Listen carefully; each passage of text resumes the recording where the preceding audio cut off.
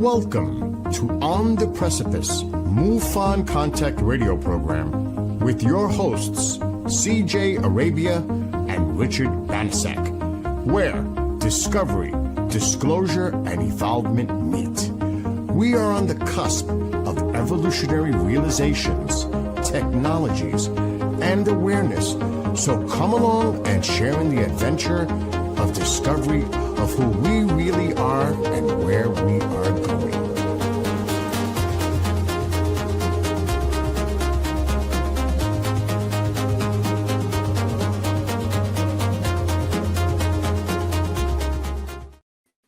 Man, that is a really cool opening.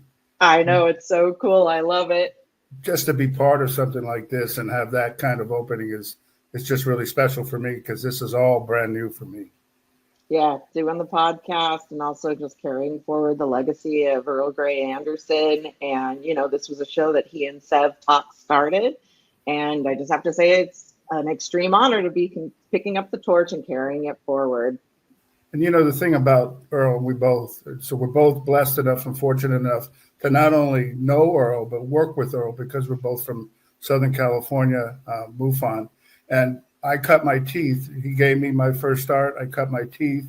He led me down the sightings and then eventually into the ERT for MUFON, which we deal with people who've experienced abduction and other phenomena. But I'm just so honored and blessed to be part of what Earl created with Sev and that we can take it to the next level. So I'm really happy to be here. Welcome, CJ.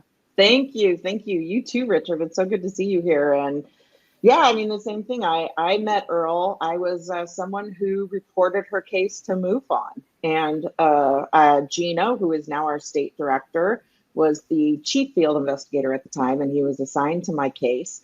And I spoke with him, and then he messaged me not long after and said, "Hey, would you mind talking to my state director?" I was like, "Oh, this sounds very serious." And it was Earl.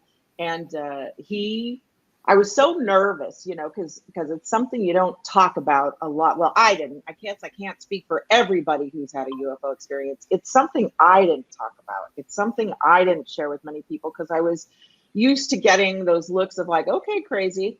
So to have somebody in a position of authority and expertise to be able to say to me, that he's heard these things before, that I wasn't the first person, because, you know, a lot of us spend our lives and we're the only one we know who's had this kind of experience. You don't meet somebody else. So honestly, I cry. Like he would always tell people, "Oh, you were a mess." And it's like, well, yeah, I was crying. I couldn't believe that somebody was believing what I said and accepting it as the truth that I knew it to be, you know, like just something in the room, like any object in the room, not just some sort of ethereal sort of late night dream that happened. It was amazing. And then from there, I met some people at MUFON and they encouraged me to become a field investigator, and I did. And then I joined the ERT, and here we are now, similar to your story, I would assume, right? I mean, you know, it's funny that you were saying what you were saying about Earl, because my background is in law enforcement and other aspects of law enforcement. So, you know, when we approach an investigation, we approach it from maybe that perspective. But one of the things Earl told me, because he said, you know, Richard, and I know you want to dot the T's and cross the T's and dot the I's. But he said, these people who, in terms of the ERT, they've had this experience. They're the witness, they're the evidence, and you just have to believe that. Now, again, you know, we've studied this stuff. We know people, if they have some credibility or if they are able to, convince us enough based on either our experience or our understanding of the phenomena, whether they are genuine or whether they're experiencing some other things. But it was really cool that Earl was able to do that. And then through my own journey as a ERT investigator, and my time on MUFON, I learned that you just got to trust them and go with it and appreciate it and just open yourself. So here we are today.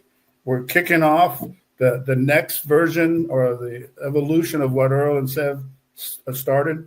And we came to an understanding, if you remember, CJ, that we would sort of christen this On the Precipice. Yes. MUFON contact radio. And we're going to talk a little bit about what that means in just a second. So I think we're going to go down the road of maybe just sharing a little bit of background so people can know who we are. So if you don't mind, I'll go first if that's okay. Please do. Well, I am part of a military family. My father was in the United States Air Force. I was born in Nellis Air Force Base. Again, wow, a particular base. And we were overseas for many years as I was a kid. And then we came back to New York. And from New York, I went to Miami and went to school down there. I was blessed enough to go. And I apologize for people who don't really understand this, but I graduated from Florida State University. Go Seminoles. FSU. And so my career in law enforcement started. I was blessed to start with the Florida Department of Corrections, Parole and Probation Service in Panama City in 1985. And I worked as an investigator. And then I went to the Border Patrol in 88 for 3 years, which brought me to Southern California. And I got an opportunity to go over to a local police department, the Indio Police Department, where I spent the next 22 years in various functions. Ultimately, I retired as a police captain there, and I was very honored to be a part of that. But after retirement, I wanted to get involved. So that's that aspect. So my interest in the subject UFOs, space, is just like a lot of people from the 60s, 50s, and 60s. I watched Star Trek in 1969. I was living in Syracuse, New York, and that came on. We had 3 channels, but I just loved it. I loved Spock, and I have to say, and I'm just going to do it because I'm going to geek out a little bit. I still have my Spock plate that we got, and you're not going to believe this, but I got one of these phasers when I was younger. I think it's really kooky. And then I got a tricorder. Again, just one of those things that are cute. And so that actually started me in the field of exploration of all kinds of things. So I got involved in learning and reading, and I was watching movies, Bermuda Triangle, because we moved to Miami, and then all the other things that happened that are anomalous. And it's just all these years studying, reading, wanting to be a part. When I came to MUFON, and I will tell you that the person who brought me to MUFON was my wife, because she knows my interests. My Lisa is the one who takes care of me and guides me on these things. And so I was glad that she did it, and she opened me up to the membership. And then next thing you know, here I am. So I'm really glad to be a part of this. And I'm really excited to be a part of the next journey that we're on the precipice. So CJ, tell us a little bit about yourself. Great, sure. I was born and raised in San Diego, California, East County, on the outskirts of El Cajon near Alpine. And I spent a lot of time at my grandparents' ranch. We lived there off and on. It was a place a lot of family members lived. There were like 13 of us and 2 bedrooms, 1 bathroom. It was pretty old school 70s style. I think my grandfather built the whole house with his own 2 hands and a few helpers. And, it was walking home from school. I don't know exactly what year it was. I just guessed 1977 because I found an article with a UFO report from the city next door that was 1977. So I'm just going to call it 1977. Could have been 76, 78. I don't know, in that ballpark. Walking home from school, and I'm walking with a boy from the bus stop up to the ranch where we lived, and he takes me and pushes me under this little oak tree that was there, and he says, "Shh, they're watching us." And he points up, and I follow his finger up, and not 20 feet over my head, about 20 feet is what I say, like the little palm tree in my backyard, was a, now I know, classic silver disc hovering above us. There was like a mist or a fog around it, and there were colors everywhere. I say like an opal. That's what it looked like to me. And opals were really big in the 70s. So that's how I had a reference of an opal. These luminescent lights all around, colorful, silent, just silence.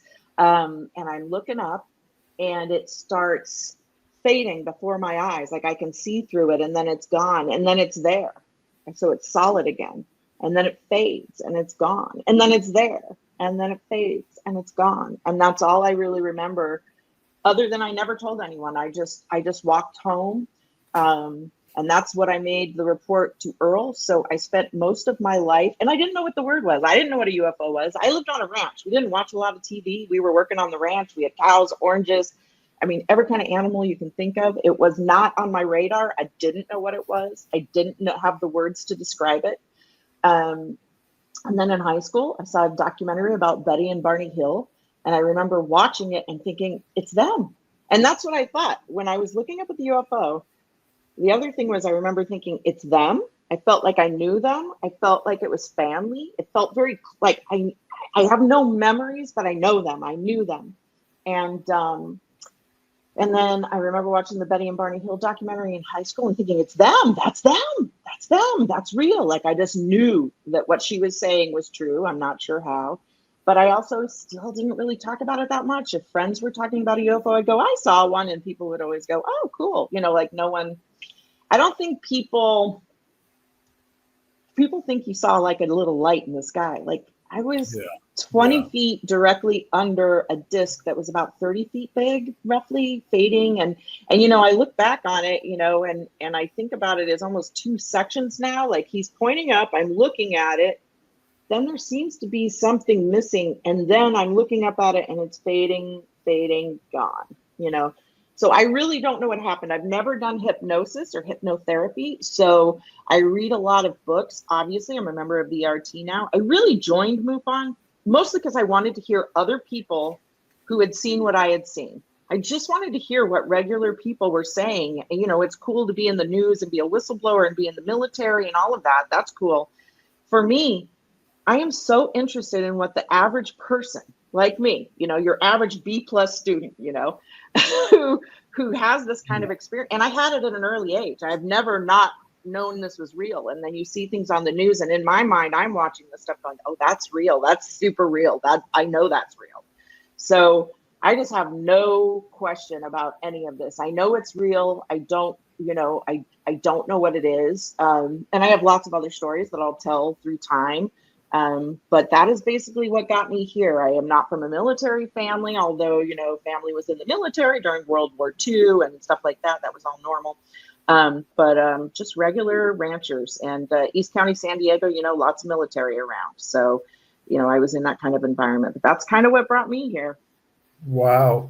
And, you know, at some point, we got to go into that even more and then even ask a number of questions because, you know, like an investigator that we had, I actually were thinking and formulating questions that I wanted to ask you. It was Great. it luminous, that it blinked in and out. So that would be a very cool way for us to just go through how we do it. I think we want to bring on Skywatcher right now. Yeah, our producer, the man, the myth, the legend. If you know KGRA, you know Bill Skywatcher. Yo. He's the bus driver. He's the bus driver. I am so excited to have both of you part of this, and I want to welcome you on behalf of KGRA Digital Broadcasting. Thank and you. We all were friends with Earl and, of course, Sev. Yep. And I this is just a great thing to do with all of us going forward.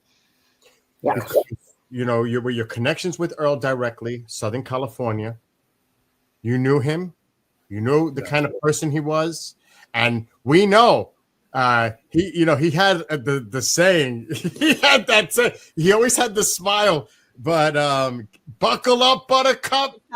That's right. I know. I was thinking of that when we recorded the open. I was like, oh, maybe we should have said buckle up, Buttercup, because that's so Earl. He would always say that. And, you know, he spoke really highly of you. He really loved you, Bill. And even to me, you know, who was just a friend of his, but he spoke really highly of you. And I know you guys had a special connection because he spoke of it to me. And, you know, that's a whole thing on the personal level. All of us, we spoke to him before tragically we lost him so suddenly. But I am so looking forward to having both of you on the show bi-weekly, along with the other hosts of the other MUFON up close with Alex Tusia and Ruben Uriarte. So This is it. Let's get this going. That's right. Welcome and looking forward to working with both of you. And that's what I just wanted to come. Oh, but wait. You brought up something about this thing appearing, then fading out. Do you think by what now, with your experience now looking back, that this is something that may be interdimensional or some type of propulsion that allows them to shift into our reality and have that solid appearance, and then it fades because it's going in and out, like whatever fluctuation is going on? Yeah, I mean, that's what I've heard. Now, I'm not a scientist. I did not go to school for that kind of stuff. But after, yeah, I mean, I do think there's something interdimensional, and it's funny because it's like the words spiritual and interdimensional are kind of interchangeable to me, because we humans use different words to describe things, but often we're describing the same thing. And, we've got lots of episodes, but people in the Bible are describing the same kind of things I saw, and they've been going on for not just since Roswell. They've been going on for thousands of years. They're in religious texts. They're in South America. They're all over the world. And the more I study about this, the more I think and feel connected to all of it. They've been here for so long. I feel like we are the visitors. We think of them as the extraterrestrials. I feel like we're the visitors. They've been here forever, and they're here now.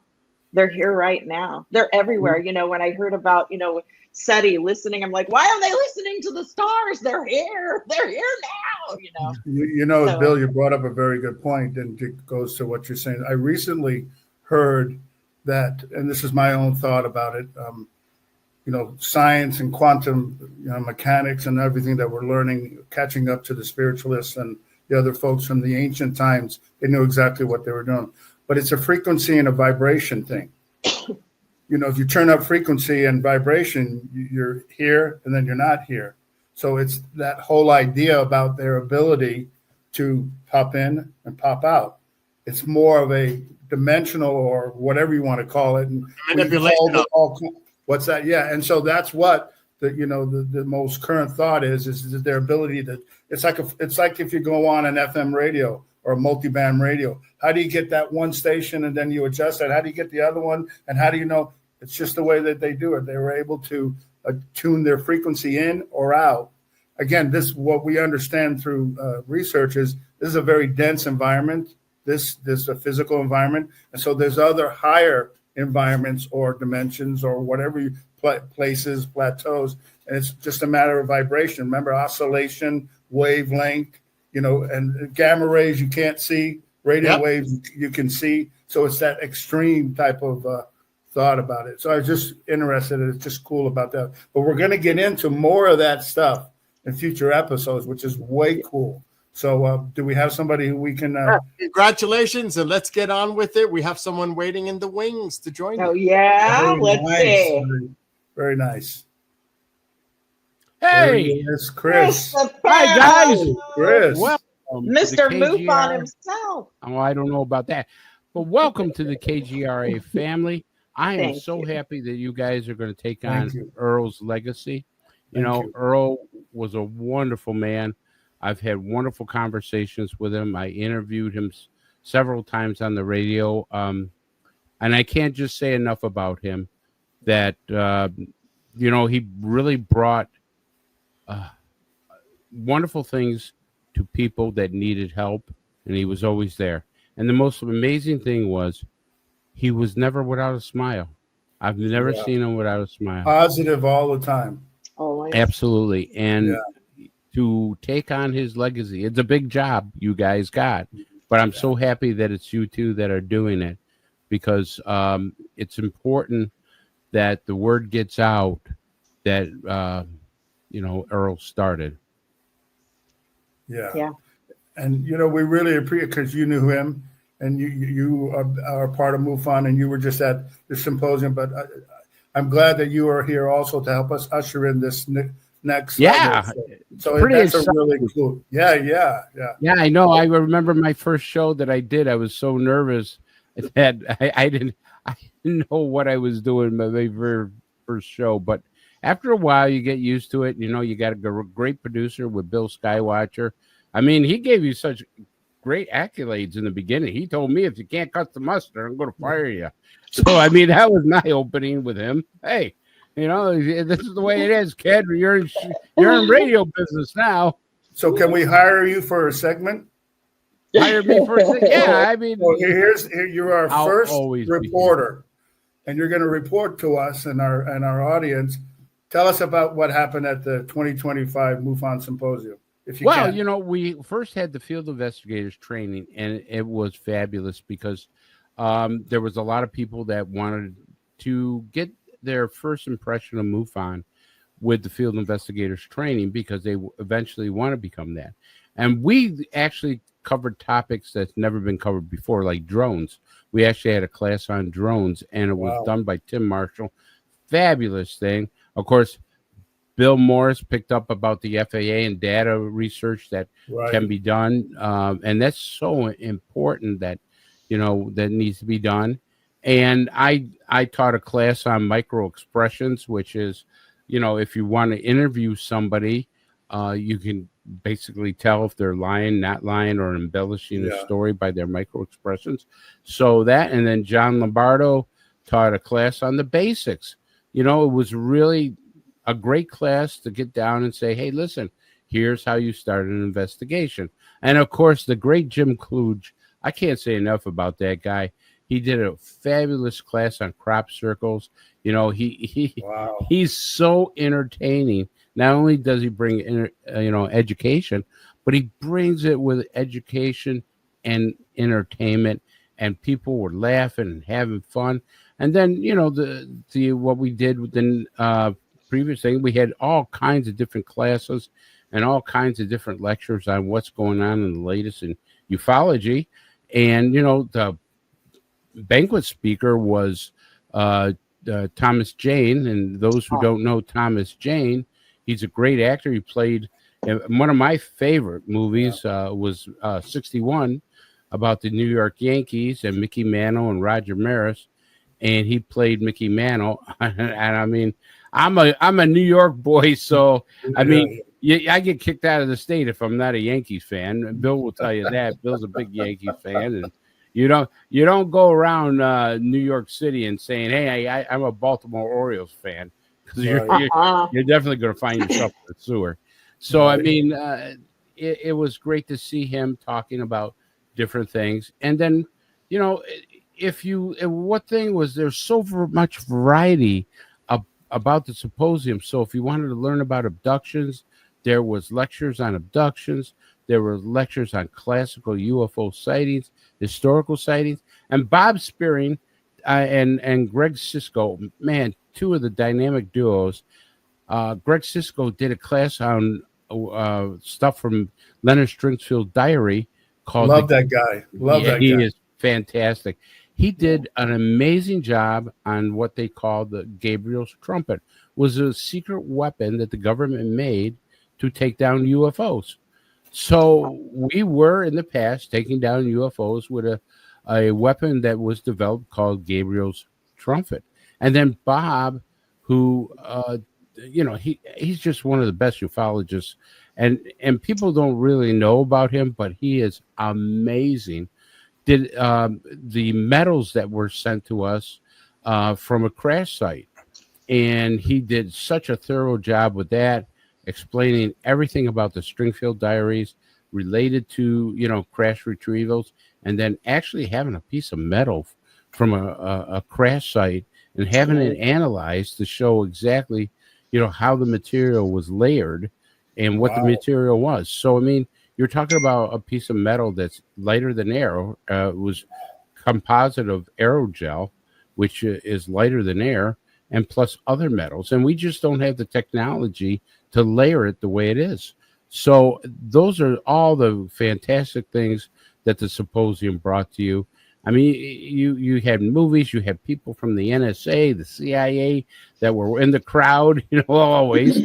And it was one of those things where everybody gets along, everybody enjoys this type of topic. So it was a fantastic time. People listening to the show, if you've never been to a symposium, you got to go to one.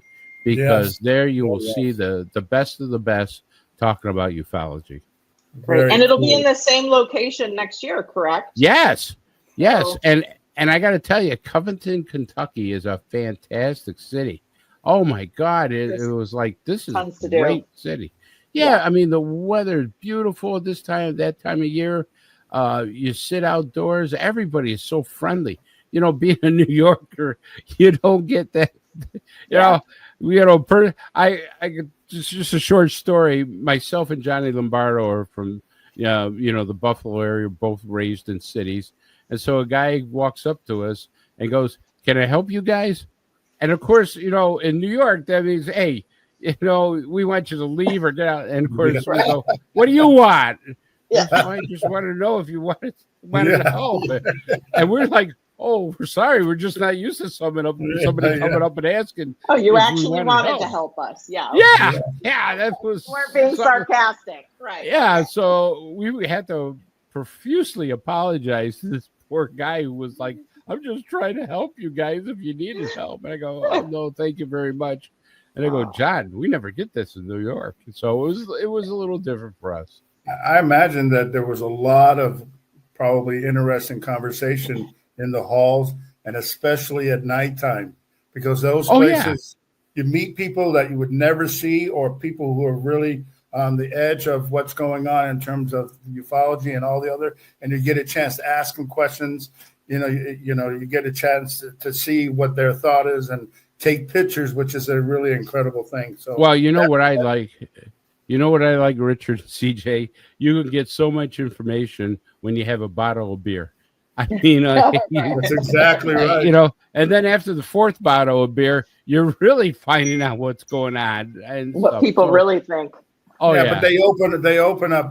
Last year when we were at the symposium, Dr. Ryan Wood got on the elevator, and then we got off and we just sat there for 10 minutes talking about the quantum mechanics and the things that he was working on. But it's contact like that at those kind of forums that you really actually, to me, are of greater value, especially the ability to make contact with people and form relationships. Sure. I had a great conversation with Debbie Jordan that was there, who has had unbelievable experiences and has done tremendous work in the ufology field. And just to sit with somebody like that and have, be able to free float questions like, what did you think of this? Or how do you think this? And there's no time limit because, you're sucking down a bourbon or something like that. And, you're just having a good time. And you really get the taste of what ufology is all about, because now you're hearing stories that, a lot of people have never heard before because it's never come up. So I think that's one of the best things about the symposium is that these people who give the lectures actually will hang out with you and talk to you about different things like that. They don't just give a lecture and see you later kind of a thing. They actually will sit with you and answer your questions off the record. Yeah. Amazing.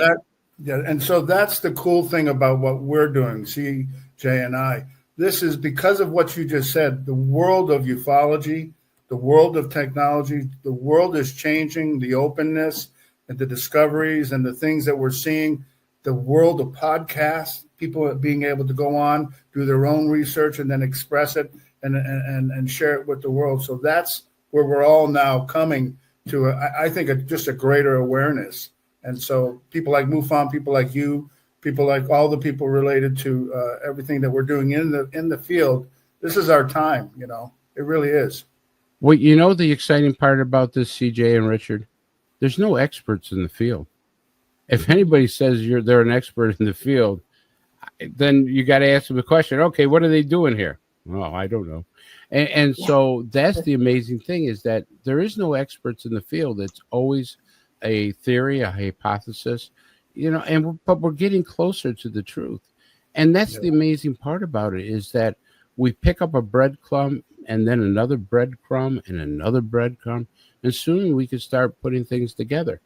And, to me, I don't care about the government. The president's never, in my opinion, my humble opinion, the president is never going to come out on the front lawn and say, yeah, aliens are here. They've been walking around. They're not paying the taxes. I think that will really get people upset. Or terrorists. I agree. Yeah, or terror, or whatever. But I mean, the thing is that majority of people believe in it. They may not say it, but I've had conversation with people who really don't study it. They go, "Yeah, I believe there's UFOs. I believe there's life on other planets. If they're walking among us, I'd like to see some proof about that." But the majority of people, it's not anything new.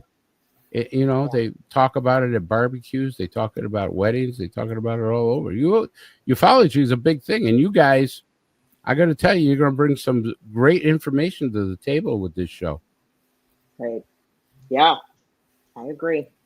Again, thank you very much, Chris, for coming on. Thank you for actually, guiding both of us in this new adventure and giving us the information and leading us to Skywatcherville and this radio program. And all the credit goes to Bill Skywatcher. We hope to have you report and on many times and give us your insight. So yeah, I want to wish you guys the best of this, because it's such an important show.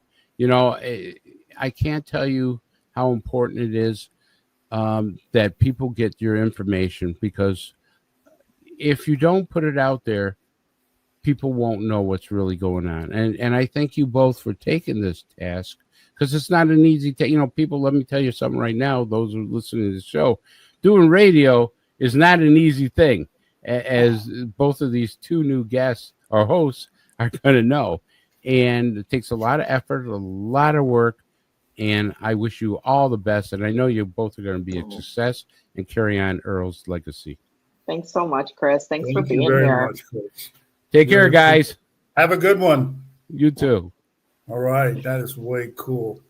You know what? Yeah. This is such a good time since we've talked about it. And we really want to go into, just our own personal heart as to the person that we really want to at least bring some special recognition for getting us here and for being part of that. And that's Earl Grey Anderson, who was a part of what we did. So I just have a couple of little slides and stuff, and then maybe we can go into just our other presentation. So the picture that you see up there, of course, the good-looking one is the alien, and the other one is me. And I don't know this. I think this is Romulus. That's what I've named him. This is the one that's always at the MUFON Symposium. This is the 2024 MUFON Symposium, and then that's me and Earl and us on the stage. He on the stage. You know how Earl loved the stage. He was really a showman, if you will, and his passion really showed. And so I just wanted to take that and be a part of what he allowed me to make it. I'm just like you, CJ. I never even suspected that I would be involved with something like this. And then in this particular year, 2024, I was blessed enough with a number of people, other ERT folks, to be one of the presenters of a group of cases of ERT that they felt the public should be a part of. So I was very honored for that. This is Earl at that conference, and this is him introducing me and me giving me my presentation at the end of the conference, which I was very blessed to be a part of. And the people were very receptive and very cool about what we were doing. Everybody who knows Earl, he likes to eat. And so we went to this barbecue place, which is in Coppell, Texas. And it was a great outdoor place. And this is they call it the Hard A Pit Barbecue. And so we were you go in there and you were standing in line, and that was a group of us that we went up there. And it was really interesting to see. So most of the people who went with us, and you can see the picture there on the right, my side of the screen. That's Earl, of course, and that's Michelle, and that's Wayne, her husband. And yeah, they're on our team in SoCal. So did you see that plate in the middle? He was sucking up that mac and cheese and those ribs. I'm telling you, that place, the Texas folks, they know how to cook barbecue. And then we're honored at you'll see on the side there, me and Wayne and Michelle and Mike and Gino and Chantel. And then the girl there is Ken Arnold's granddaughter. And the book yeah. So she wrote a book, and this is it right here. and I got it there. And this is just the coming of the saucers that Ken Arnold wrote after he had his sighting, which obviously created the current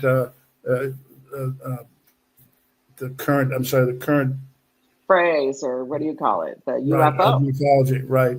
And so I was honored to be a part of that. And then this is the last time that I remember Earl even actually being a part of anything. This is in January, and we were blessed to have our Southern California MUFON meeting, and we met in person. And you can see here, there's Earl, and the West Valley Music Center. Yeah, this is the West Valley Music Center. It was really a cool time. Me and Earl again, the shirt there from the Jackrabbit case, which hopefully one day we'll talk about real soon. And then Dustin Elkinson, who's the Utah State Director and also presented at this year's Symposium, was the guest speaker. He did a great job. And I just wanted to make note because I want to give Earl, no matter where he's at, a hard time. He's in 2 pictures because Earl liked to be on the stage and share all his stuff, but he really cool. He was really gracious. And then, again, I just want to make sure we had to go eat. So we went out. He loves to go to El Torito there in Woodland. And so we went to the El Torito there, and we had a really good meal. And for a flight of tacos and a flight of margaritas or something. Right.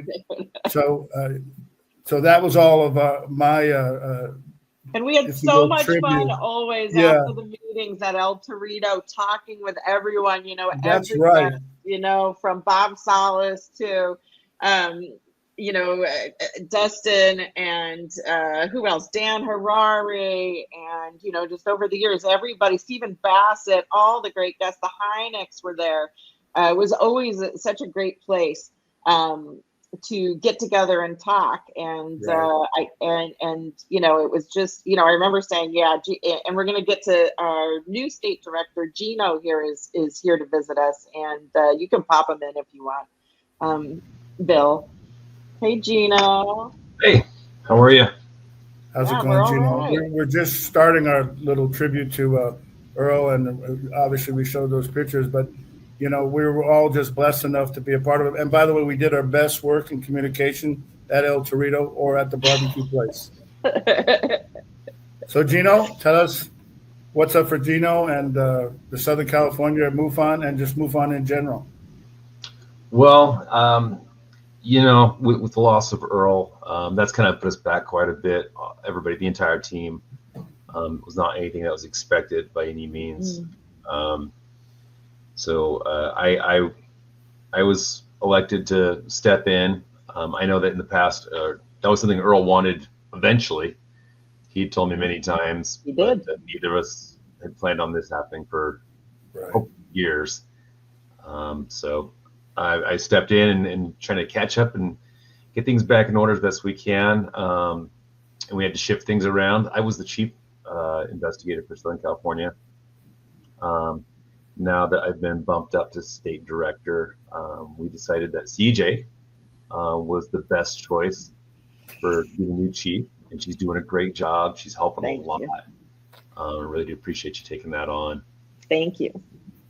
Yeah, it's an honor. I mean, please, you were so amazing. And if you went to any of our in-person meetings, Gino always starts the meeting off. He would give us the report, give us some cool statistics.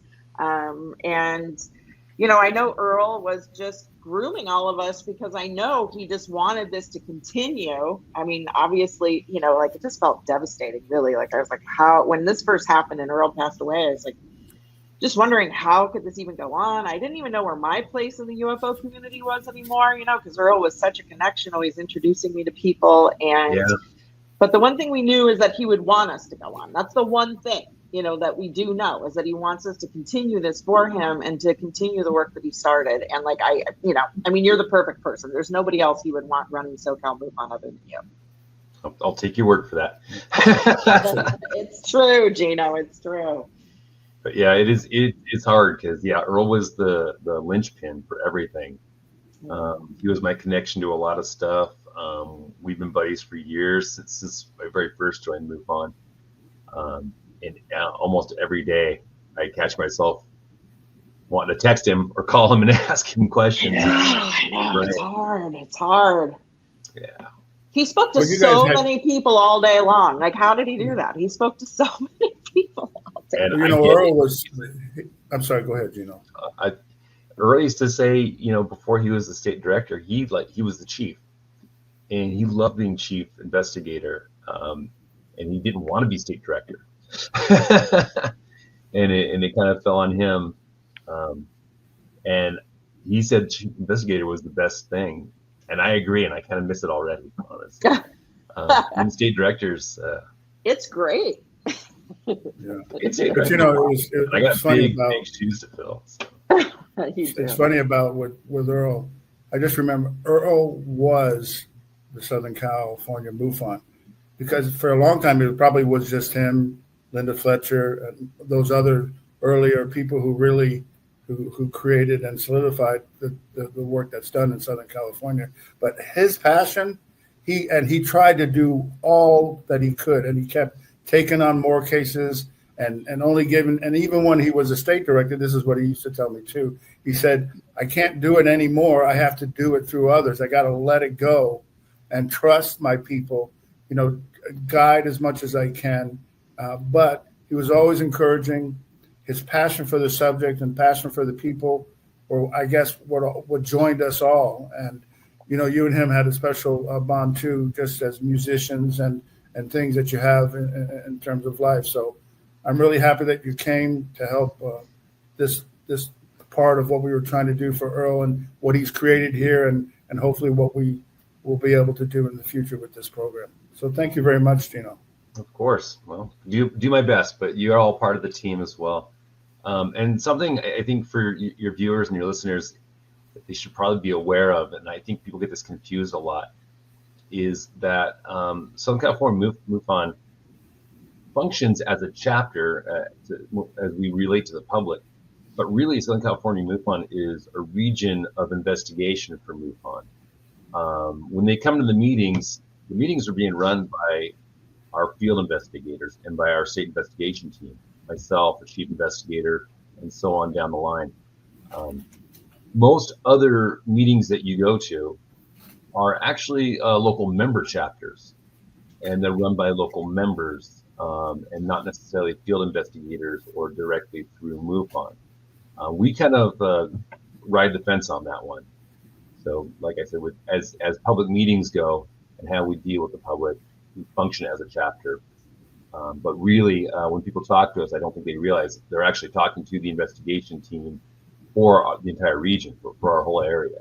It's true. The room was always full of field investigators, state section directors, our state director, you, Linda, everybody was there. So it was, there's people that live too far that couldn't make it. It's a long drive. It's a big place, it's a huge region, and we're at the top of the list. Us in Florida are always neck and neck on reports, neck and neck on everything, and from ERT to regular cases. So it's a very busy and active region. Yeah, we get some of the most sightings in the entire country. Florida gets quite a few. We're usually right at the top. Mm-hmm. I think, just this last month, June alone, in California, we had 33 sightings just in June. And that's only 33 sightings reported directly to MUFON, not across the board. Yeah. That's quite a huge chunk regardless. Texas was right behind us. They had 22 in June. Florida only had 12 last month. Whoa, what's up, Florida? So, but California gets the most sightings. And, when I first joined, I thought that was interesting because in my mind, I always thought, well, wouldn't you think Nevada? Yeah, most? You might. Yeah. Military bases, you have Area 51 and so on. But actually, yes, Southern California. Northern California needs quite a few as well, but Southern California has given the most. Wow. But a lot of the same reasons. We have a very large area, a lot of empty area, a lot of military bases and military action. And we're half desert or half mountains. We've got the terrain for all of it. So I think we get a lot of action. And lots of water. And a lot of water as well. The trench of that out there. Yeah, exactly. The James Tic Tac footage was taken. That's just off Southern California, not too far. But yeah, so we're always looking for more members, regular members. You don't have to be an investigator to be a member. The more people that are members and they have subscriptions, that keeps MUFON going. It helps us keep the meetings going. The symposium you guys were talking about, that it helps with that. Mm-hmm. And you don't have to be a member to come to one of our meetings. Everyone's welcome to come to a meeting. Absolutely. Speaking of the meetings, we haven't had them in a little while because of the big change. Losing Earl kind of threw things off there. We had been shifting to going every other month. Late last year, we started doing that schedule instead of doing monthly. Because same reason, we're all investigators. We're all doing stuff. It takes up a lot of time. So we were trying to shift to going every other month, and we started strong this year. But unfortunately, that got off the track, and so we're trying really hard to get that back on track. I was really hoping to have meetings going again in person, at least for next month. We're still having a little trouble nailing down a new location. Earl was our connection for the location we had before. But even Earl, we'd all agreed that was a bit of a drive. It was all the way on the other side there. Yeah, for everybody. Someplace that's a little more central for everybody, make it a little bit easier to get to. Mm-hmm. And in the meantime, we haven't done it in the past very much, but I think we're going to try to start doing more online meetings as well. They won't be regular monthly meetings per se, but we will do them on a schedule of some sort and make them more infrequent, so they're more special thing for some of our friends in other states and places that they can't. Other countries too. But we will keep the in-person meetings a little more eventful, bigger name guests, in-person events to make them special. So people can say, "Oh, I was at this meeting and I got to be there for that." Yeah. I've always been a strong believer that adds a lot to the community, and it kind of makes it special if you want to make the trip. And bringing in guest speakers that actually, especially people who live in our area or who are well known in the field, that's an incredible thing. That's a good way for us to interact on a personal level. Absolutely. Yeah, everybody comes through Los Angeles, right? They come here to film Ancient Aliens. They come here for, so a lot of people who don't even live here end up in Los Angeles, and that's when we can get them to pop out. Yeah, come on out to our meeting and speak on Sunday before they fly home. All right. Gino, it was really good to have you, and hopefully we'll be able to have you again on just to give an update report on MUFON in Southern California, and maybe MUFON overall, and just in terms of numbers and things that are going on, because they're one, if not the largest, collection agencies in the United States and in the world. So it's very important, very integral to our knowledge and growing base in this subject. So thank you very much. Yep, you can find our website, SoCalMUFON.com. You'll be able to see all our investigators have bios, photos. We write articles, and all the information will be there. And we're on social media. You can find our Facebook page, our Instagram, and just follow so that you'll know when our next meeting starts to happen, in the fall. And don't forget, if you do have a sighting that you want to report, you can go to our website, to SouthernCaliforniaMUFON.com, and there's a link there that will take you to the main MUFON website where you can submit a report for a sighting or an event. Right there. And you got those big red buttons to make your report. Easy to report, too. Very cool. Way cool. Thanks, Bill. Thanks for popping that up, Bill. So cool having a producer. Thank you very much, Gino. Thank you. Thanks. All right. Very nice. That was a very nice way of bringing that in, and so everybody can see it. So we're going to move on now to just some presentations that we got about the Earl, and also just about the show in general. So we DJ, go ahead. We spoke to a lot of people and let them know that we were going to be carrying on Earl's legacy with this podcast, and we got some really nice little video messages from people wishing us well, talking about Earl, and we just thought it would be so cool to play them now. So I'll just go ahead and let Bill go ahead and play some of those greetings and well wishes from people who also loved Earl and that Earl also loved back. Hey, CJ and Richard, Universal Disclosure Podcast here, and we wanted to wish you congratulations and best of luck on your new journey together. Mike, of course, and my co-host and friend, Reverend Stu. Reverend Stu, can you give just an elevator pitch as to what we do here? Yeah, Mike, we explore disclosure from both the nuts and bolts perspective and the esoteric spiritual layer. We've got the whole thing covered here. wild conversations with super intelligent people. We've grown a lot doing this together, and I'm sure both of you guys will do the same. It's a wild ride, and hope that you enjoy it all. Much love to you.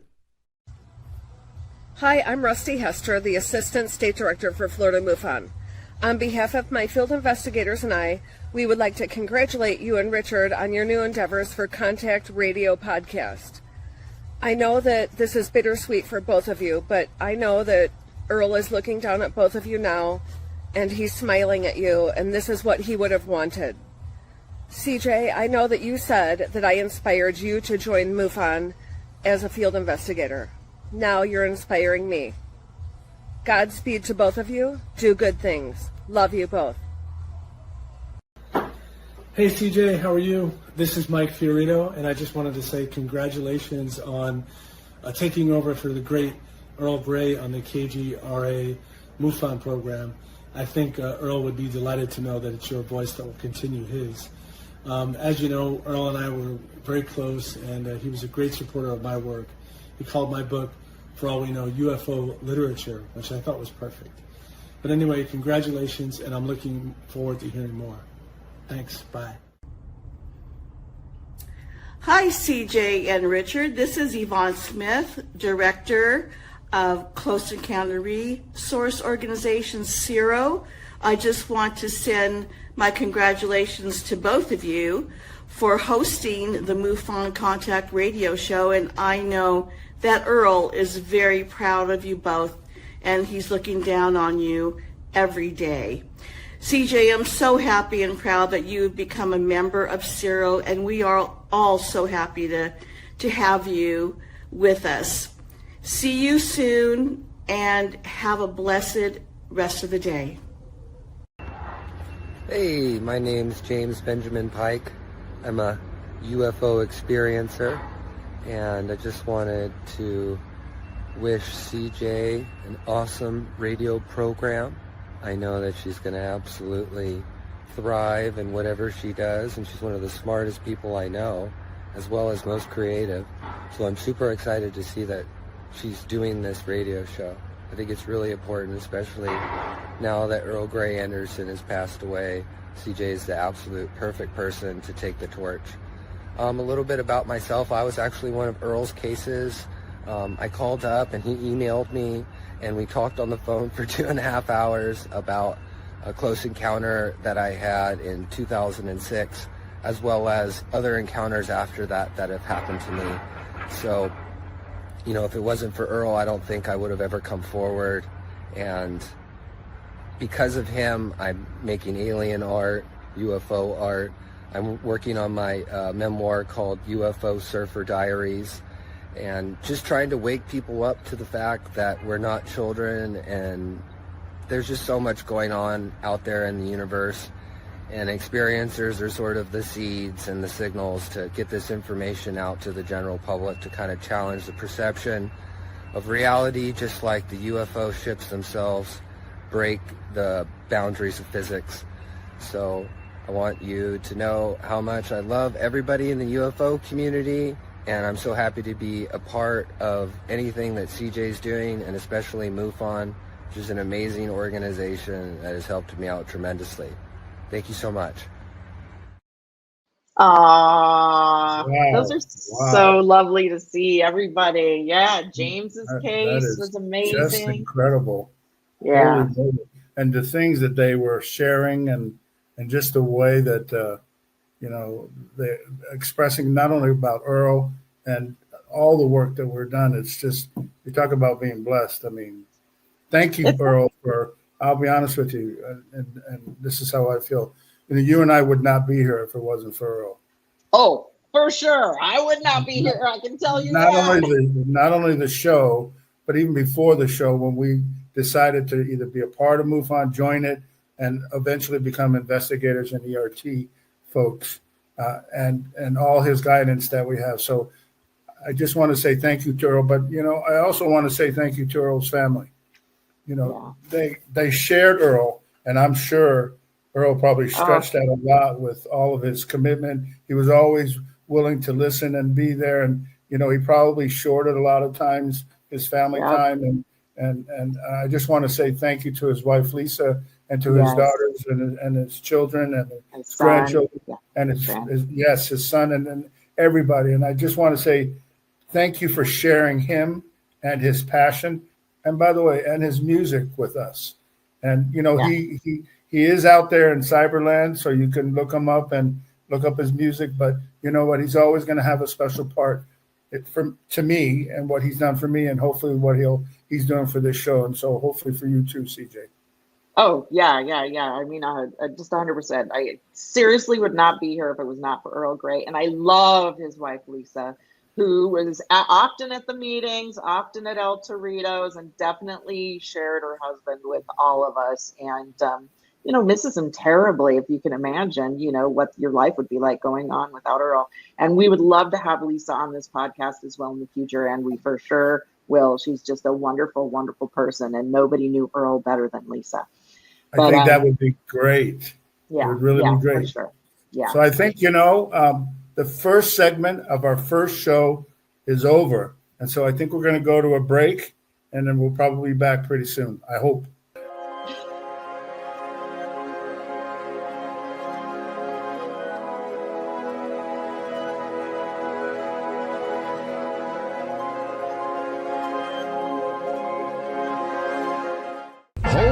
To your seats, Cosmic Explorers. KGRA Digital Broadcasting, the unrivaled #1 source for raw, uncensored paranormal and UFO talk radio, has just unleashed a sizzling online merch store. Stay cosmic on the move with accessories, rugged phone cases, vibrant yoga mats, and notebooks perfect for jotting down UFO sightings. Ignite your obsession with the unexplained through bold, exclusive gear that demands attention. Kicking off with the Supernova, the store launches 2 heart-pounding collections, KGRA Digital Broadcasting and Bishop James Long. Every item you grab helps power the network and its groundbreaking shows. Stand with the truth seekers. Act fast, score your stellar swag, and join the uprising today.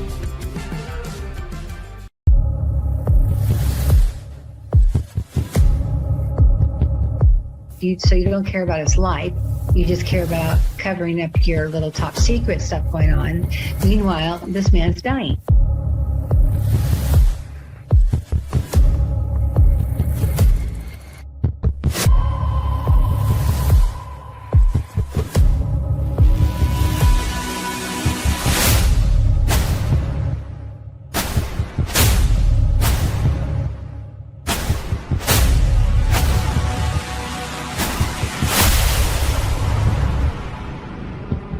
How dare you put these people in the military to defend us, and then when they come out, you just kick them to the curb.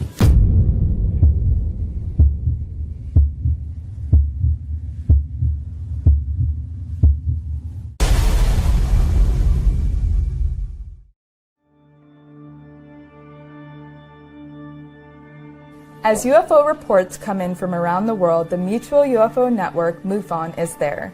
We continue to explore new cases and build our massive database. We share our information with the world in a number of ways. If you'd like to be part of our investigative team, you are always welcome. What could be more exciting than exploring the UFO question firsthand? Join MUFON, find your friends.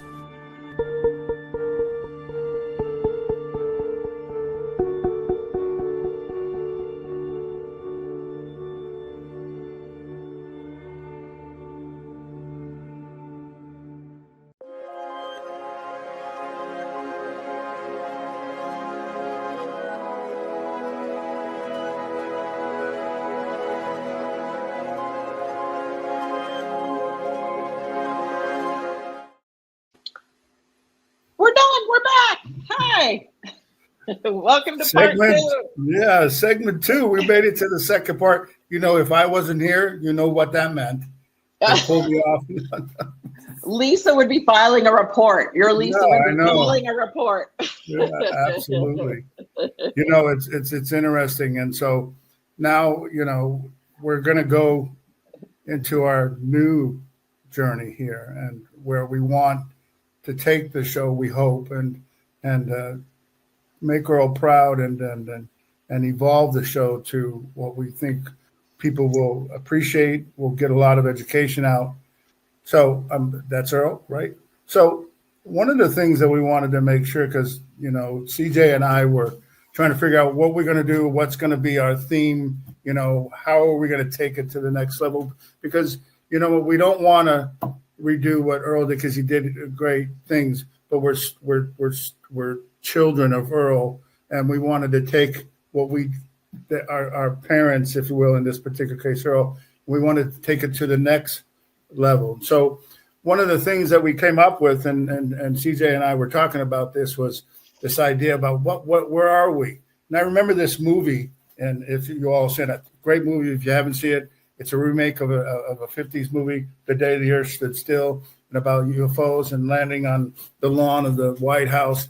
And this is the Keanu Reeves version. But one of the key points of the movie is this time when John Cleese's character and Keanu Reeves were in with Jennifer Connelly in the house. Keanu was trying to get back to the stadium and to start the Metatron to destroy the Earth.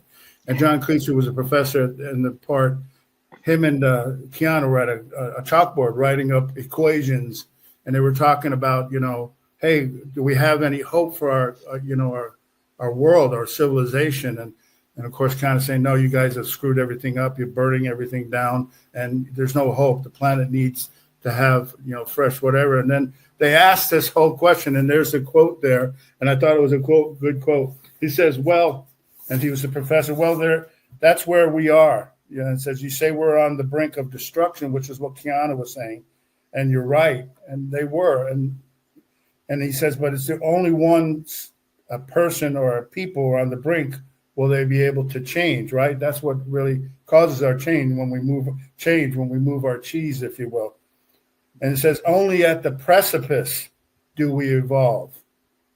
And that is our moment. Don't take it from us. And of course, as we know, the movie changed, the hope and that willingness to evolve and become aware is what inspired me. And I believe CJ too. Yes. Want to name the show that. And so what does that mean to us? So we were thinking, and we wanted to make sure that we express this.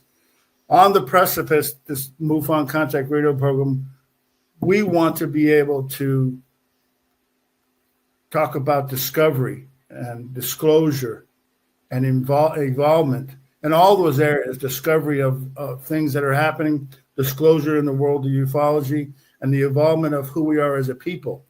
Because to be honest with you, and I think this is what the next level of this program, we are on the cusp. You can see it all around the world.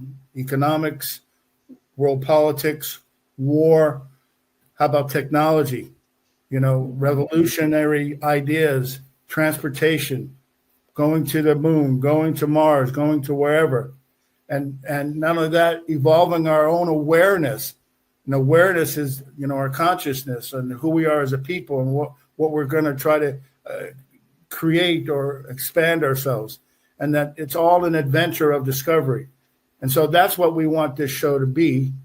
And we want people to learn who they are, or maybe to just contemplate, understand who they are and then where we're all going. And so that's the concept of On the Precipice, this new next level of this radio program. Yeah, MUFON Contact Radio.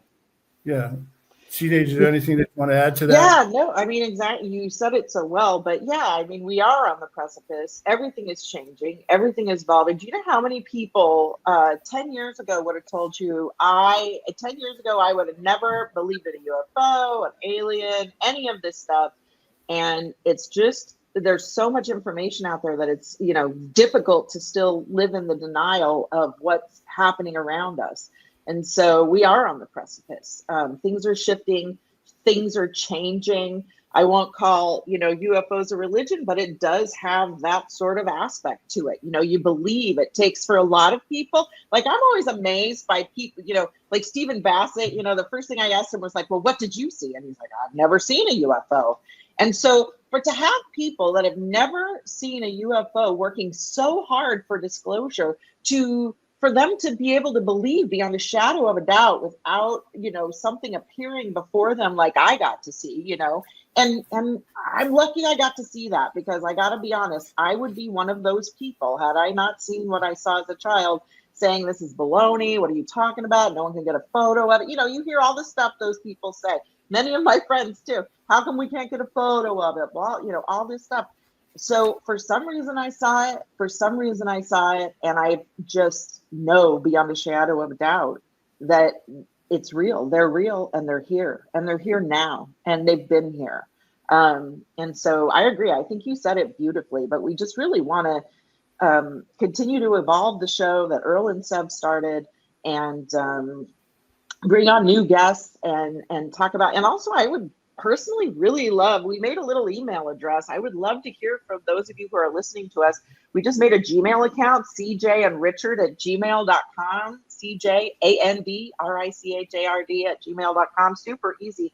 If you have a story or a question, anything you want to tell us, I would love to hear from the people that are listening to us right now. What's on your mind? What are the guests you're interested in? What are the topics you're interested in? Where is the phenomenon leading you? Right. So, and just to even expand on that whole idea, we're going to touch these subjects, and some of them, they're very controversial. Some of them, they're cutting edge. Some of them are old. Some of them, are things that we even thought of, and we're going to talk about that in a little bit. The other thing that I think is going to be really cool is we're going to try to just offer a perspective on where we're at. So I think one of the things that we'd like to do too, to add is, we may suggest or offer, like for instance, a movie or documentary that we think speaks of the subject, or for instance, a book. I talked about an earlier book, but I just want to show you another one that, for me, this episode, there's a great book by Whitley Strieber. Obviously, everybody knows him from Communion and a number of other things, but he wrote some recent books. And one of the ones that I wanted to make sure and share, Bill, could you just put that screen down just for a second? Only because I want to be able to make sure that they get it, is this book that he called Them. And the reason why that's an incredible book, and it even says here, he wrote this to give us, those who are trying to learn about this subject, to give us an insight to them. This is a compilation of all the people who responded to his book, Communion, and actually shared, just like they did with MUFON, their experiences, their sightings, their abductions. And of course, everybody knows that Whitley has his own experience, and it's very involved, and he still has it today. But he wrote this book because he was able to extrapolate information and data that was consistent across the board for those people who responded in letters that he and his wife cataloged, and extrapolate what he believes they are saying to us. They are sharing with us their thoughts. And he wrote this very good book called Them. And I encourage you to, for those of you who are interested, to get it, read it. And again, just what we're trying to do is just expand the information about this phenomena, and maybe just bring another insight from this perspective, because his perspective is very, very much a unique perspective. So this is one of the things that we would like to do on this show. And we're going to hopefully, share our own personal beliefs and personal opinions about books that we're reading. We both currently read. Both of us read. We're avid readers.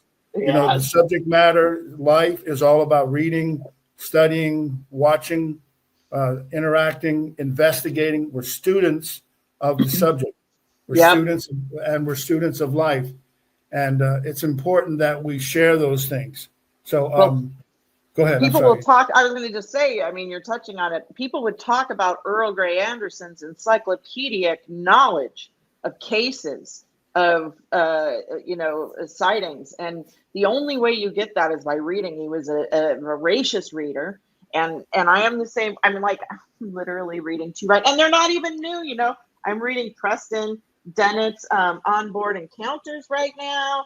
and I'm, also reading Trinity, but I'm constantly reading books, constantly. And every book, you see something, whether you're an experiencer yourself or a contactee, whatever word you like to use, you're going to see things I think it's so important, at least for me, to educate myself, because I see things that have happened to me and that I would never have related to the phenomenon. We tend to compartmentalize things in our lives, things we've seen and happened. And I know I did that. Well, there was that thing that happened and that. And being able to read these books really helps you to bring it all together and to see how these things are connected. And a lot of things, just simply, they're connected. They're connected. And many of us are out there alone. For most of my life, I was alone out there with my experiences, not sharing them with everyone. And I really want, if you're out there, you haven't shared your experiences, you feel like you're alone, you're not alone. We're all here. And there's so many of us who have had these kind of experiences too. So, educate yourself, read these books.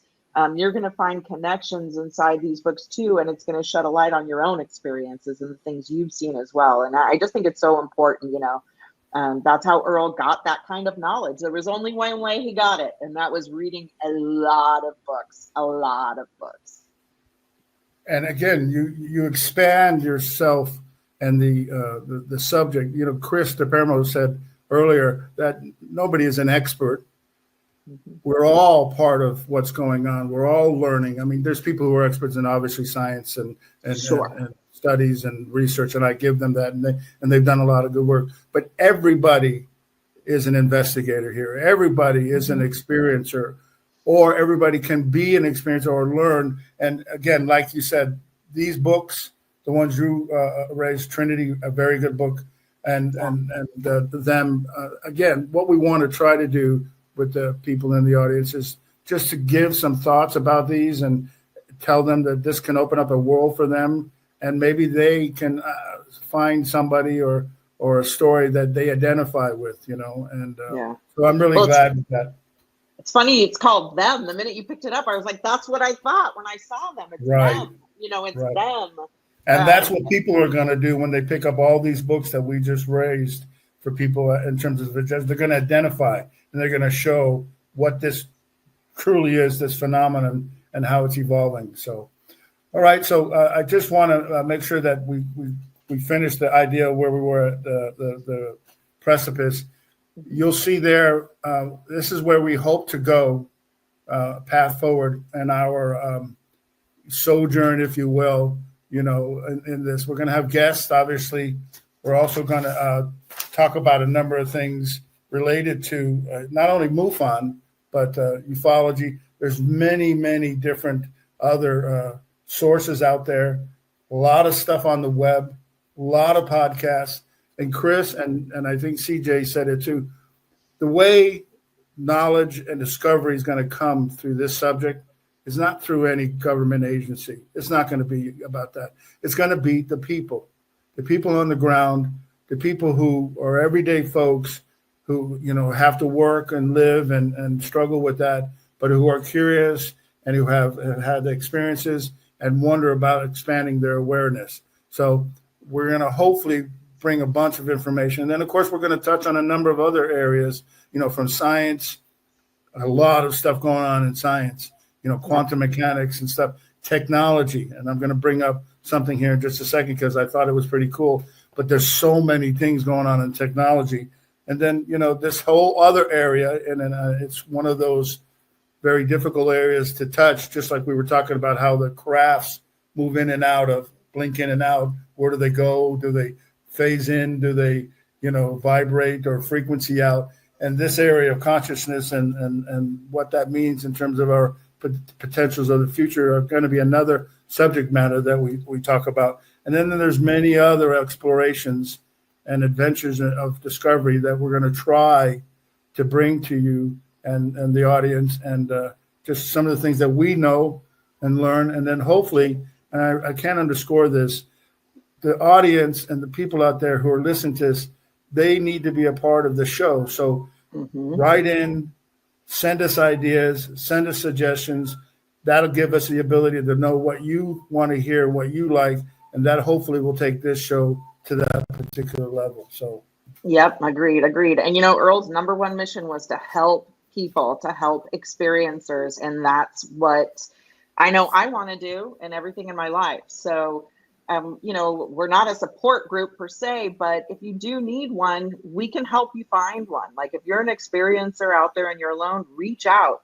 Again, the email address we made up was just cjandrichard@gmail.com. It couldn't be easier, but we want to hear from you.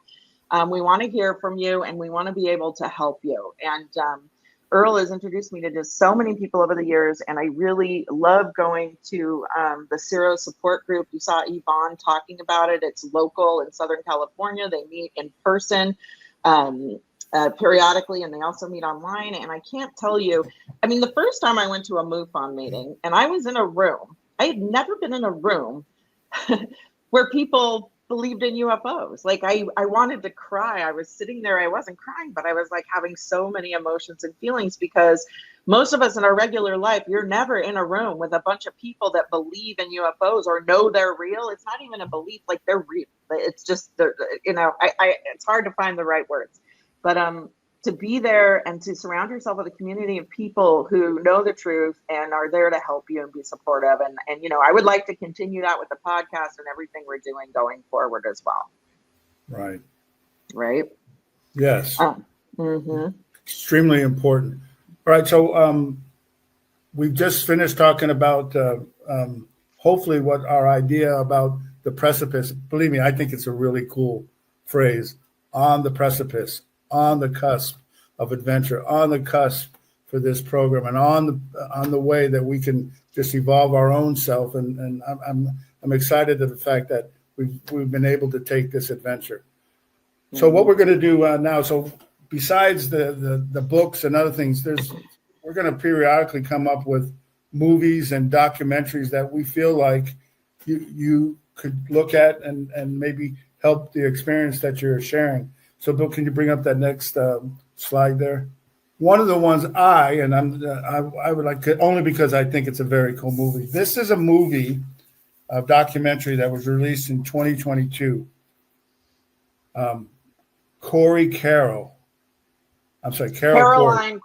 Yeah, the reason why I got that backwards is sometimes my brain, whatever. Caroline Corey produced this movie, and it's a very good documentary, and it is a documentary.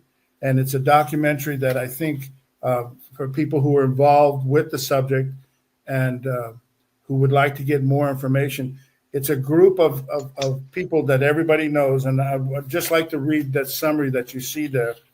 The summary of the show is military experts, scientists, and William Shatner, again, Star Trek, use advanced equipment to track Navy Tic Tac UFOs, discovering unexpected insights about UFOs and space-time reality.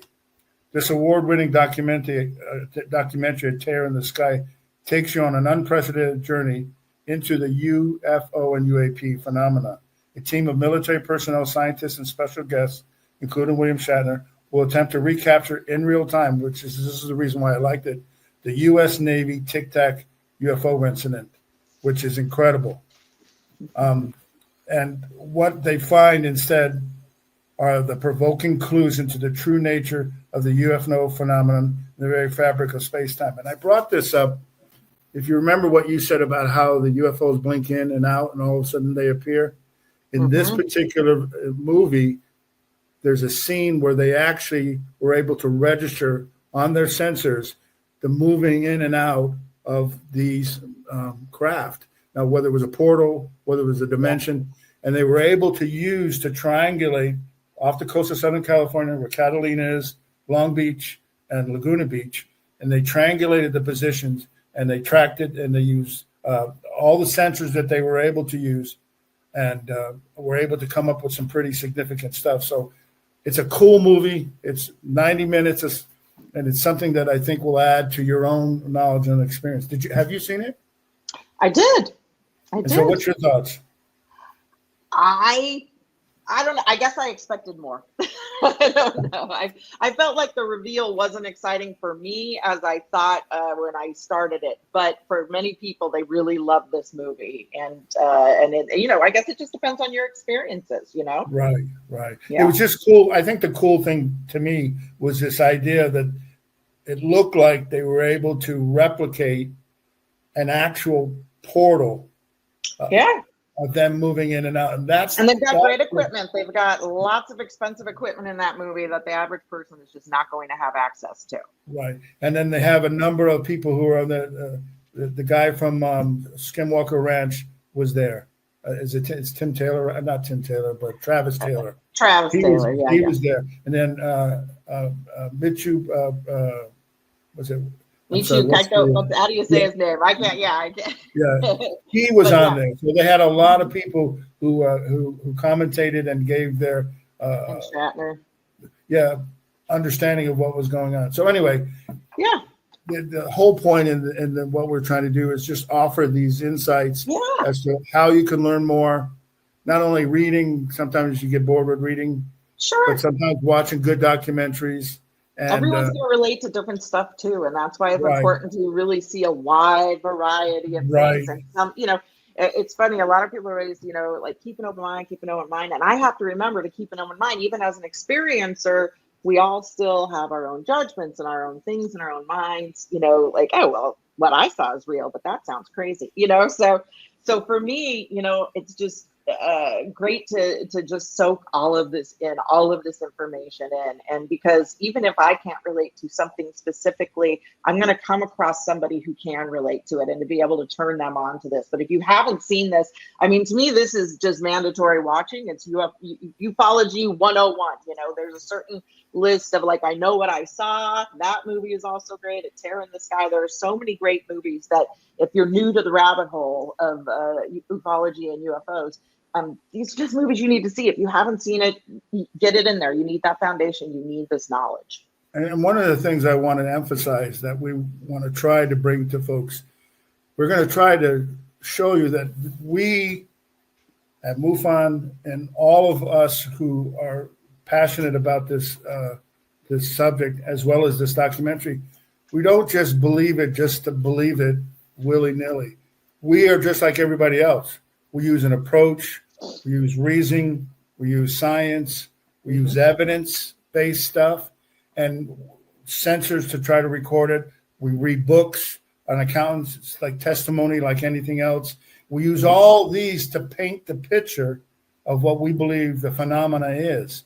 And so when we suggest movies or you see movies like this is not just people's thoughts and beliefs sitting around a table. They use sensors, scientific approach to try to determine if their hypothesis is what it is. Is it real? Are they coming in or whatever? So I just think it's very important that you understand we're trying to use a method of trying to prove for all of us, not just anybody, if they are able to look at this jigsaw puzzle of information and evidence, that they see the same thing that we see. Yeah, using scientific method there's just so much evidence out there. And the truth is you got to see it. You got to read it and you got to expose yourself to it or you're not going to know what's going on. And this is just one of those. Right. So in the future, CJ will come and share a movie because I'm sure there's a lot that she has. There's so many. I've watched so many. Yeah. Right. So we're going to try to highlight that just like we're trying to highlight books. And so the next thing that we want to make sure that we share with people is just this whole idea of technology and where we're at in terms of the future. And I'll be honest with you, I just thought this was such a cool thing. I don't know how many of you are aware of this. We have this high idea of 3D printing nowadays. You can print dinosaurs, you can print things that you may need. And they have it on space crafts for if they need things up there that they can't anywhere else. But did you know that there's a 3D printer that creates biological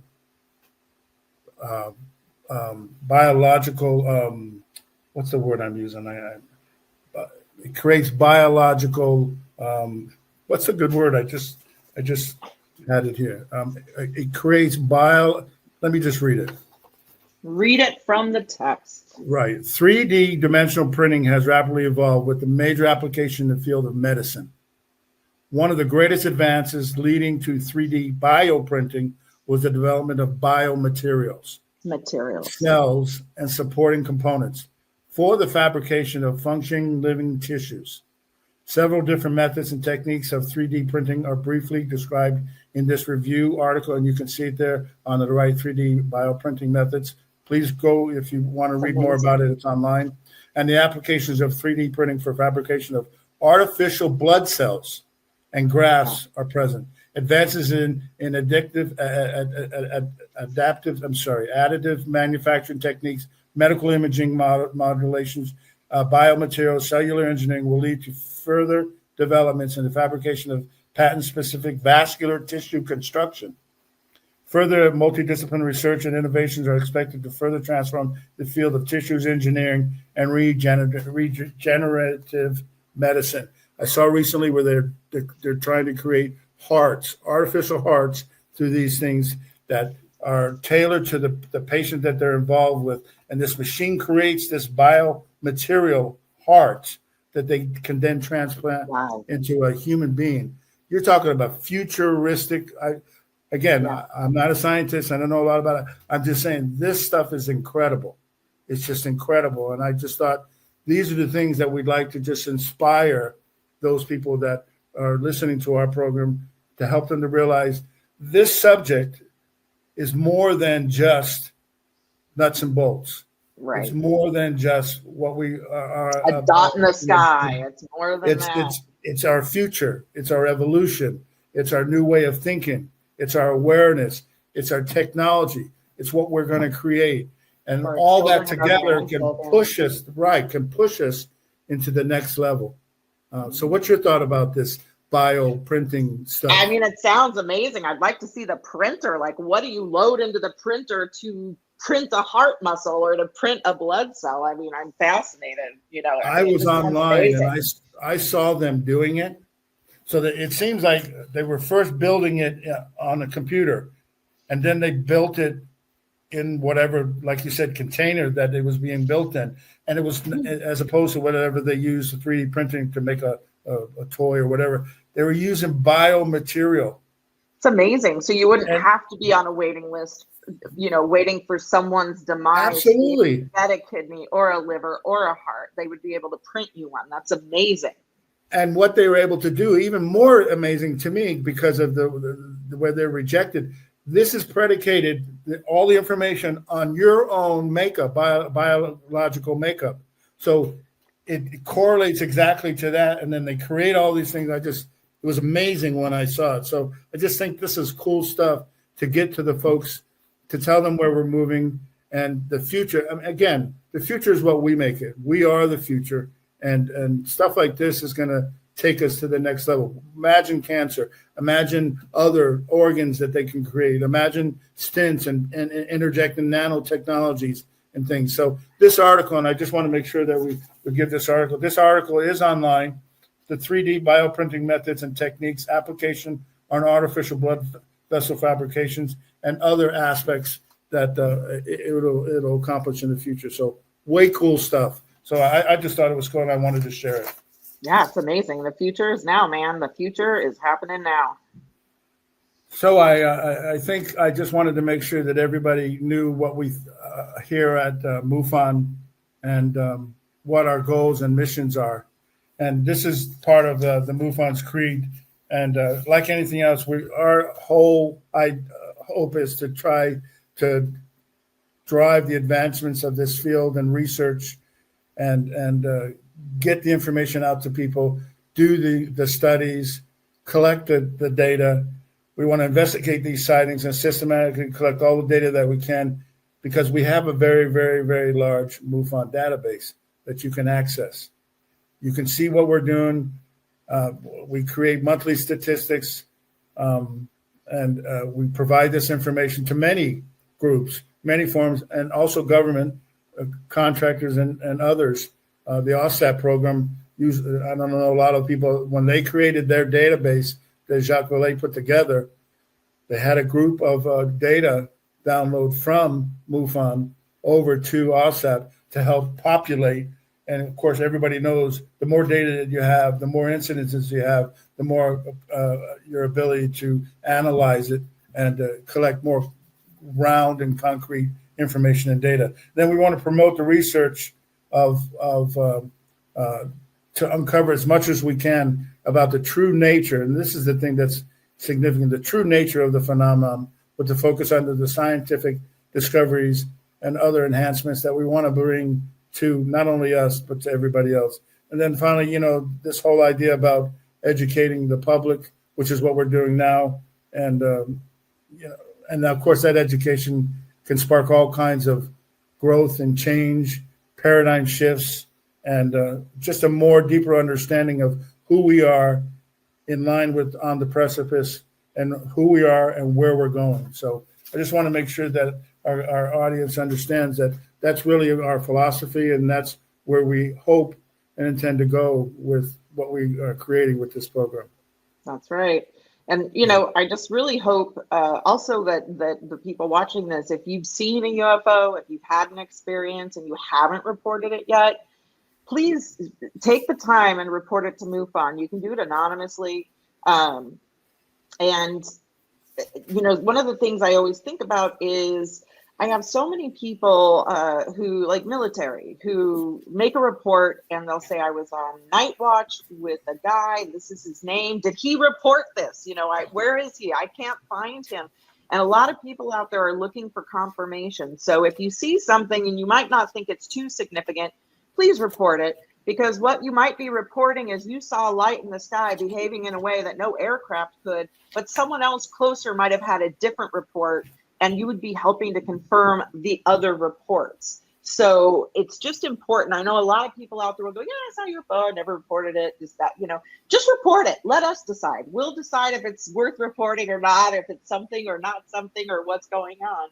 But unless we get this information, we don't have it. And you really, I can't tell you the relief you give to other people who are also saw what you saw and want to just hear that they weren't alone. Was I the only person who saw that? No, I just found 2 other reports from the same month and the same time of a craft that looked very similar to what you're reporting. And that's the kind of information we need. You're going to be giving relief to other people who saw what you saw, and also for yourself, because that we're all here together to help each other and to, just confirm each other's sightings and what's going on and where they came from. And, but yeah, that's just kind of my plug, is like, even if you don't think it's that big of a deal what you saw, just report it, because you might be really helping somebody else with your report, Right. Again, that's the whole focus of what MUFON is doing. They're educating, they're researching, they're investigating, just so that we can provide everybody with information about what we believe potentially is going on with it. So one of the things we're also going to do in the future, and we're going to do some case presentation stuff, and it's right out of our MUFON books. And so this next segment, what we're going to do is we're just going to look at just a small case and just give you the information as we get it. Now, for those of you out there who don't know a lot about MUFON, this is actually how it's cataloged and characterized. And then we make a lot of presentations. The stuff that you're going to see and hear and read are from our actual cases. Where we used real names, that's because the person gave us permission to use real names. Where we didn't use any names or locations, it's because the person requested anonymity. So I just want to tell you that it's funny about this one coming up. This happened in your neighborhood. I went to Lakeside Elementary. I know Lakeside very well. So I just wanted you to know it was kind of a surprise. I was like, Lakeside. Yeah. So what I'm going to do is it's just a quick case. There is a lot of words and reading, but it's going to go very quick. But I want you to see where we're at with that. All right. So as you can see, that's our email address. Please, for those of you, write us, let us know how we're doing. Please send us information, give us subject matters to talk about, and just whatever else you think we need to know. So thanks for putting that up, Bill. I appreciate it. So this MUFON case is case number 134535. The investigators who usually do it, if they have a topic or a subject matter that they want to name the case or title. I named this the Swarm. We received this case in MUFON in October 9, 2023, and the date of the event that happened was in March 1984. The experiencer in this particular case is a married female. She was 20 years old at the time. When she reported it, she's 60 years old now. And of course, the location is a family home in Lakeside, California. So this, and again, hopefully y'all can read it, and I'm just going to use some of my figure reading. So this occurred in, as it says there, March 1984. The experiencer is 20. She was pregnant. She was living with her then husband and his son in her husband's home. This is in Lakeside, a suburb of San Diego County. The couple went to bed on the night that they reported around 9 p.m. Their bedroom was located in the northwest corner of the residence, and it had a west-facing window, and their bedroom door opened to the south side living room along with the west-facing front door. Don't worry about that. I have a map. So I'll show it to you. Sometime after going to bed, the experiencer all of a sudden woke up in up to a whirling sound. Once she opened her eyes, she could see that there was a significant light flooding in to the house from outside of her bedroom window. The light was so bright that it appeared to be daylight inside of her bedroom. She got up to see what was causing the light. As she sat on the edge of her bed, she could see from her bedroom door that the light was now moving through her front living room window. We've heard that before, right? Yeah, I'm sorry. Moving through an object. So there, as I promised, there's the schematic of the house. So just to give you an idea. Anyway, as the experiencer sat up on her bed, she was stunned to watch as the light flooding into the living room. It was swirling around much like a group of swarming birds in synchronized flight. She described what she was seeing as a multicolored, sparkling emanating from the lights, like millions of specks that were all lit up. Some people equate it with like fireflies, but they were really condensed. As she watched, the swarm move deeper into her home, and it seemed to be observing the inside. Remember her saying that it seemed to be like it was intelligent. It was moving like it was looking or watching. The experiencer said she was not afraid as she got the impression that it was not there to harm her. The light swarm receded back out of the house the same way it entered. This happened all of a sudden. She got up to see where it went, but it suddenly turned off and it was gone. So it came in, she saw it passed her bedroom, and then next thing you know, it left.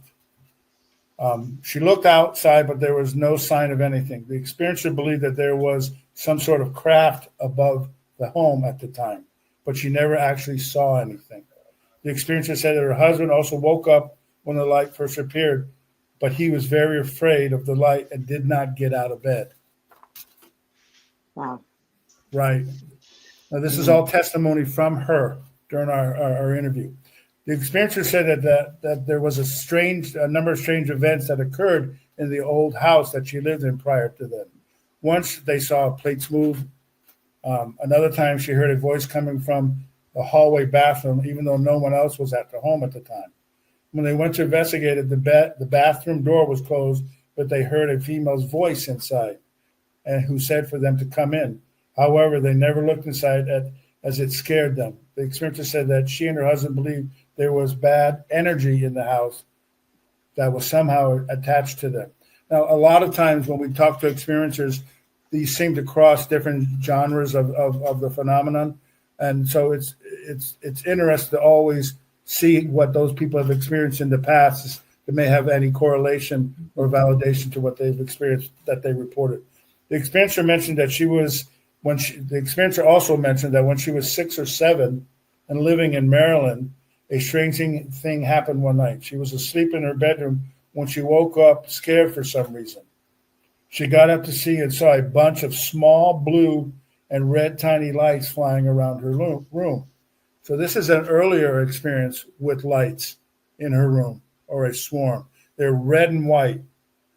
She got up to see and saw the bunch of small blue and red lights flying around the room. They were like pin lights, she said, and they reminded her of her favorite TV show at the time, which was Superman. She said that they were a bunch of lights, 100 or more, and they were just flying around. After a minute watching them, she became scared and screamed for her mother. When her mother came to check on her and turned the lights on, the tiny lights disappeared. Wow. Which I thought, holy moly, that's a fascinating experience. And by the way, we know through investigations that people who've had multiple experiences, multiple abductions, multiple encounters, experience things like this all the time, especially, and I just want to tell these to the people in the audience, especially children. Don't discount the things that you've experienced when you're a kid. Sometimes you forget, sometimes you bury them, but they're critical in terms of understanding what you experienced, and then if you report it, what we're able to investigate. So the experiencer told me a number of other things that I thought was impressive. In 2021, the experiencer said that her grandfather was on his deathbed where she was at his side. She asked him if he was afraid of dying, but he said he was not, and he was ready to go. She took a break from sitting with him and went home to freshen up. When she got home, she walked into her living room and she saw 3 shadowy figures standing there. She felt that they were her grandfather's passing siblings come to take him home. She said as soon as she came in, she saw those shadows. Because she had just come, she immediately had this impression and that he was passed. And as she said, she knew that at that time that he had passed. Her mother then, she said, right after that, called and said that he had passed. The ironic thing, she said 3 days later, after the incident, the experiencer was out on her back deck where she smelled the smoke of a Dutch Master cigar. And she said that same brand was what her grandfather smoked. So she believed that her grandfather either was saying goodbye or wherever he went, he was making sure that he had one last interaction with it. Finally, the last strange event that she said during our interview happened to her current husband when he was about 30 years old. I'm sorry, the last strange event happened to her and her current husband. So she had the first experience was a previous marriage. When she was talking to me, her current husband, he explained to her that when he was 30 years old, he was playing tennis with a friend near a wooded area. Suddenly, he saw a small pinpoint beam of light come down out of the sky and onto the tennis court between the 2 players, him and his friend. The next thing, the husband saw 2 strange-looking guys walking out of the wooded area and onto the tennis courts, where they began playing tennis next to them. The strangers played for a while and then left the same back way through the woods that they came. When the husband asked the guy who was playing with, when the husband asked the guy who was playing with him, the guy remarked that he did not see anybody playing next to him. So only the husband had seen him. The experience, wow. Yeah, so it was an encounter that her now husband had 30 years ago when he was a younger man. The experiencer now is in her 60s. She works as a nurse practitioner and is living in Alaska. She believed that the light that entered her bedroom when she was younger, as well as when she was first married, demonstrated an intelligence and purpose. Likewise, the other strange events throughout her life also reflected a relationship with the phenomena. And then the last. So this is what she said they look like to her. It was so we used the idea of a swarm of birds because she said the lights were like the light on the right on my part of the screen, but it said had an intelligence like you would see a swarm of birds. So San Juan Capistrano, you would see the birds flying around. Swallows, yeah. The swallows flying around, and they have this pattern, or fishes in the sea. Big groups of fishes at sea when whales come in. It's like a big sort of an entity, a unified entity made up of small parts. And so when we did the investigation and then I talked to her about what it was called, she said this is what she remembers it being like. And so, yeah. So this is just one of only the many cases that MUFON has investigated. And what we try to do is just investigate, do research, do background, and try to validate as much as we Collect can. the information. And offer it, and then we share it with MUFON, and then whoever else would like to read about it. So those are just one. This is just one of the cases that we investigate. These are one of the cases that we would like to present to the people in the future. And I know you have a number of cases that you would like to share. It just gives the people who are listening to our broadcast a little bit of insight of the work that we try to do, and then try to educate It was like a symposium lecture right here. You got a little free taste of that. But yeah, exactly. And that case had everything, including like the family lineage and how this tends to follow genetics, families. It's not uncommon for it to affect you, your grandmother, your great grandmother, your children, an aunt, and sometimes families don't talk about this. It was much later. It was only recently I spoke to other family members and found out their experiences because I never spoke of it. Right. I never spoke of it. Absolutely. Oh, what'll happen is, I was a little kid. We were playing outside, and all of a sudden we saw some lights, or we saw a sphere, or we saw an orb, or we saw somebody, but we thought they were just playing with us. They were playing peekaboo with us. We had this a lot of times with children.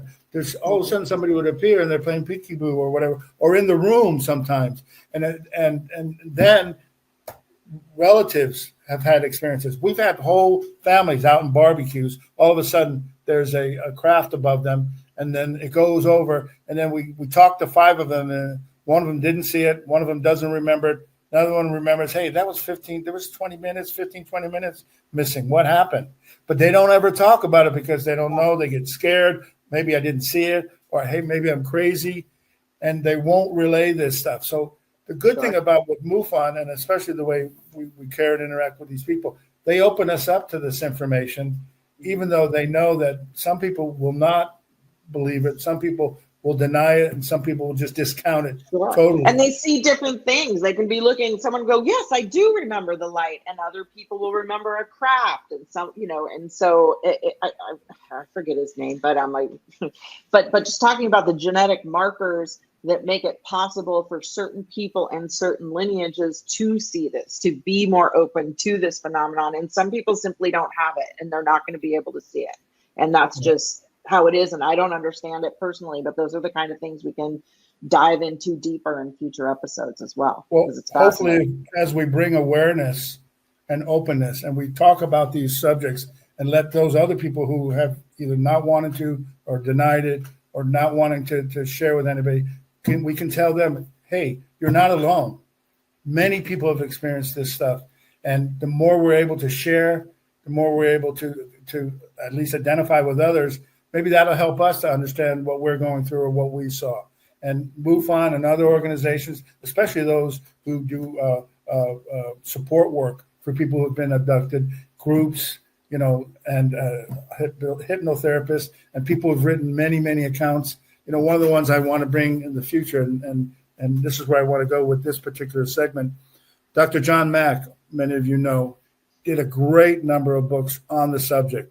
And I'm hoping that we, Passport to the Cosmos, will be able to explore that and his work, his groundbreaking work as a Harvard psychologist, and his belief in this work and the credibility that it brings to what we're all experiencing will help those who are here and who are listening to what our broadcast is sharing. So, he handled that. Cool stuff. The aerial school in Africa. Absolutely. So, we're almost at the end here. And what I'd like to do is maybe just some closing thoughts and closing perspective, if that's okay with you, CJ. And if you'd like to, you want to go first? Just closing thoughts.